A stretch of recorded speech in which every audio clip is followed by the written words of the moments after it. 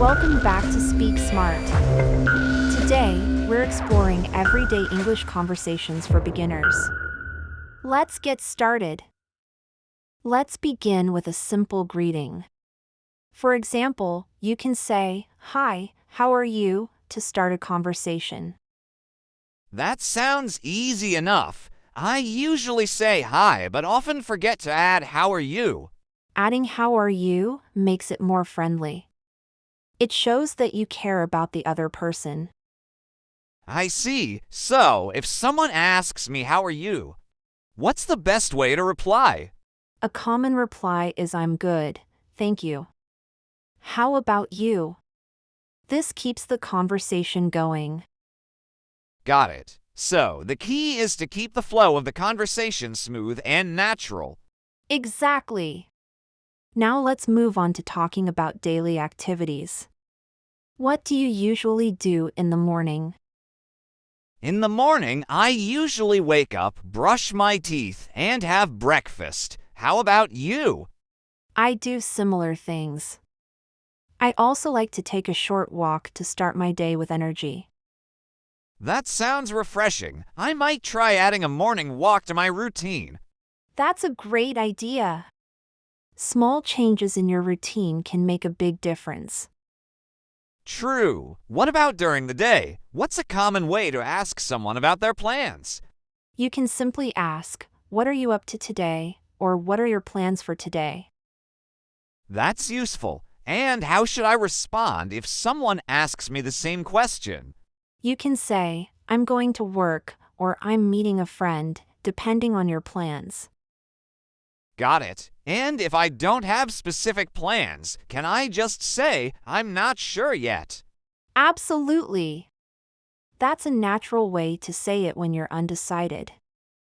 Thanks, Sophia. Now I feel more confident starting conversations about daily life.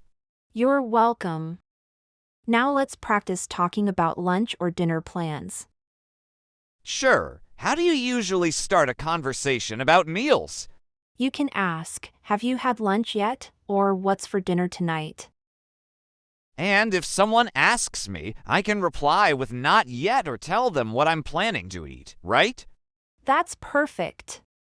Keeping the conversation simple and natural is the key. What about talking about hobbies or interests? That's something people often discuss. Great point. You can start by asking, "What do you like to do in your free time?" I like that question. It opens up the conversation and lets the other person share more. Exactly. And if they ask you back, you can share your own hobbies and interests.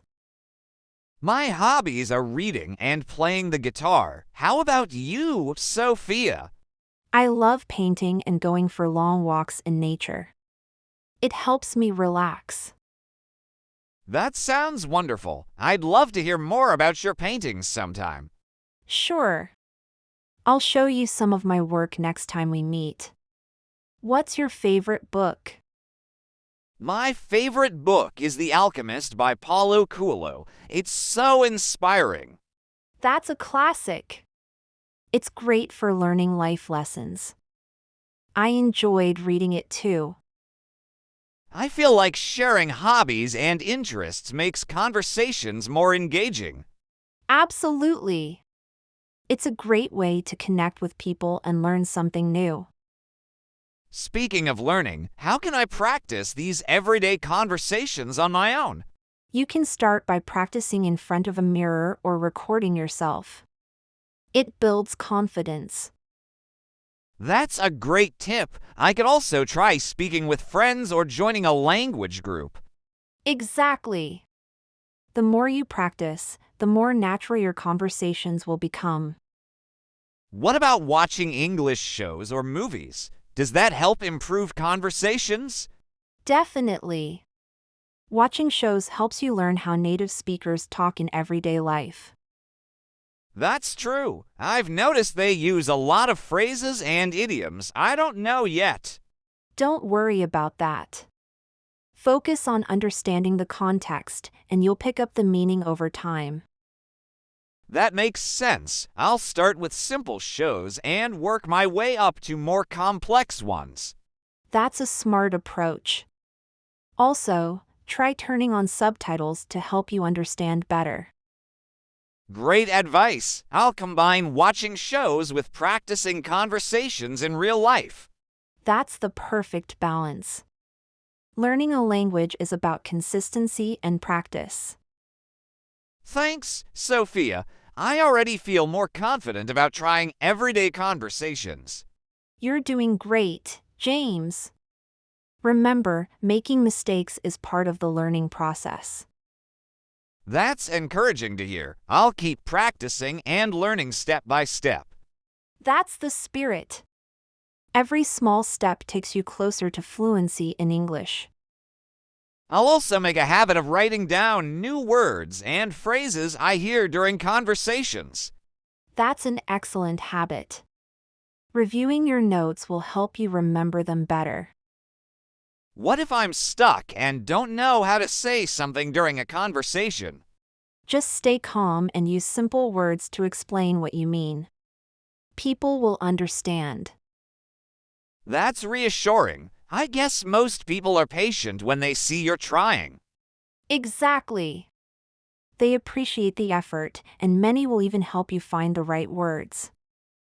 I feel like practicing with someone like you really boosts my confidence. I'm happy to help. Remember, learning is a journey, not a race. Thanks, Sophia. Let's plan to meet again soon and practice more conversations. Sounds like a plan. Next time, we can talk about traveling or shopping. That would be great. I want to learn phrases that are useful when visiting new places. Absolutely. Knowing basic travel phrases can make trips much smoother.